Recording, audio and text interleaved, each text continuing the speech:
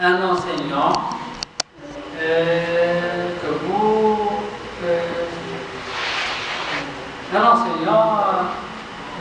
un bon enseignant. Il faut choisir l'enseignant d'abord. Et quand vous le choisissez, alors il faut le glorifier, le respecter, bien l'écouter, lui porter de l'intérêt, de ne pas hausser la voix devant lui, le défendre lorsqu'il est absent et les gens parlent contre lui, il faut le défendre. Parce que c'est votre professeur. Couvrir ses défauts. Si vous voyez des défauts, il faut les couvrir quand même. Et il faut se rappeler de ses vertus et oublier ses défauts. Et ne pas fréquenter ses ennemis. Et ne pas faire de ses amis des ennemis. Si vous réalisez tout cela, les anges de Dieu reconnaîtront que vous êtes sincère et que vous avez appris sa science pour l'amour de Dieu et non pas pour l'argent. Et non pas pour l'argent et les gens. Donc il faut bien respecter le professeur. Ibn Qayyim al-Jawziyya, il est devenu plus savant que son maître, plus savant que Ibn Taymiyyah. Mais il se rappelle toujours de son maître. Il dit, mon maître me dit, mon professeur m'a dit, mon professeur, alors qu'il est plus savant que son maître. Il ne l'a jamais oublié. Maintenant, le droit de l'enseigner, le droit de l'élève. Sachez que Dieu vous a chargé de veiller sur ce qu'il vous a offert des sciences et il vous ouvrira ce trésor.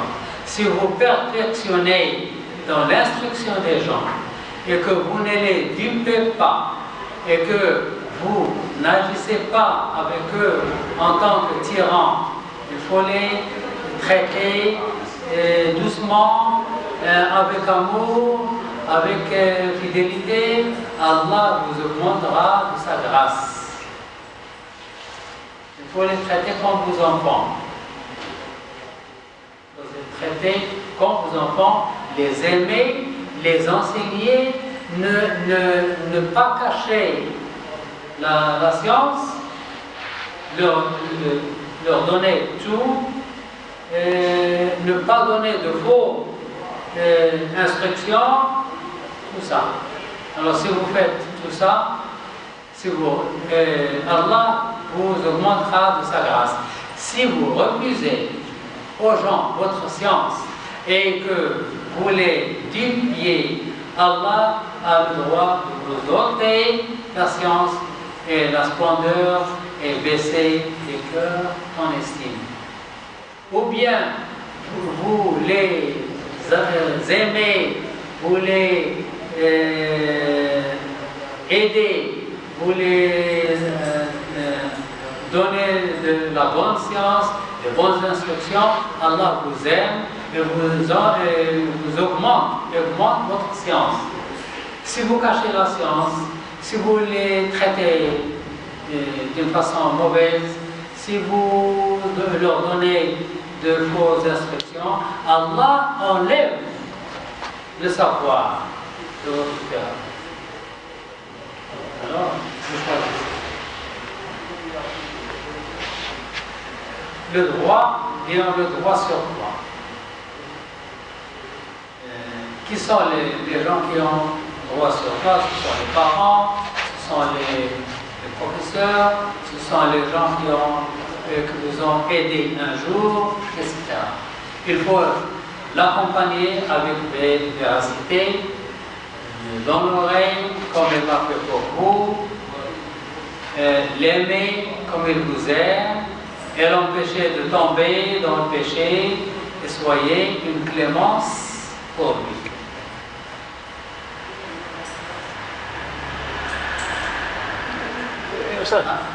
Désolé, et pas de quel enseignement, c'est l'enseignement coranique ou l'enseignement scientifique, c'est de quel prof? Mais le professeur. Par exemple, les professeurs qui enseignent les connaissances coraniques ou bien les enseignants qui font les cours scientifiques. N'importe quel le professeur qui vous donne un savoir, soit un savoir religieux, soit un savoir matérialiste. Il faut le respecter. Et il faut avoir confiance en lui. Si un étudiant n'a pas confiance en son professeur, il n'apprend rien de lui. Il faut avoir confiance. Imaginez que je suis un étudiant et voilà mon professeur, je n'ai pas confiance en lui. Je dis, il ne comprend rien, il ne sait rien, il est ceci, il est cela. Je n'apprends rien de lui. Impossible d'apprendre. Mais s'il n'est pas très savoir, s'il a un savoir modeste, mais j'ai confiance en lui, je gagne un savoir de lui. Alors, pour avoir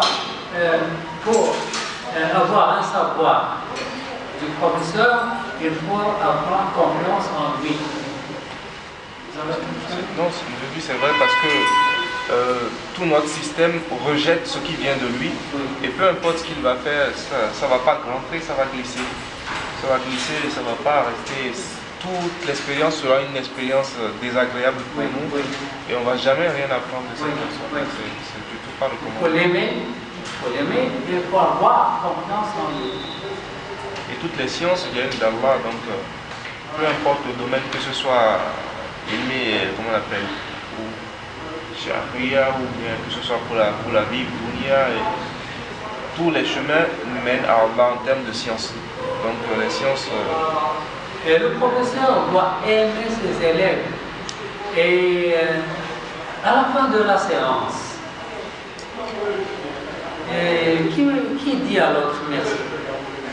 C'est le professeur qui dit merci aux élèves ou les élèves qui disent merci au professeur?